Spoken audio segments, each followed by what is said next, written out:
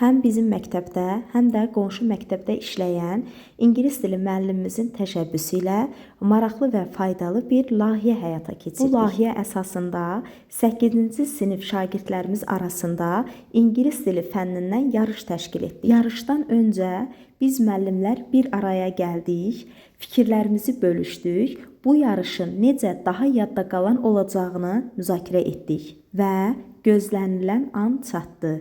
Yarış başladı. Şagirdlərimiz özlərini ingilis dilində təqdim etdilər. Səsləndirilən suallar, verilən cavablar, hər bir şagirdin gözlərindəki o parıltı sözlə ifadə edilməzdi. Dinləmə mərhələsində şagirdlərimizin göstərdikləri diqqət və səylər bu yarışın onlar üçün nə qədər dəyərli olduğunu sübut etdi. Fikrimcə, bu sadəcə bir bilik yarışı deyildi. Bu zəhmətin, inamın və inkişafın təmkinəsidir.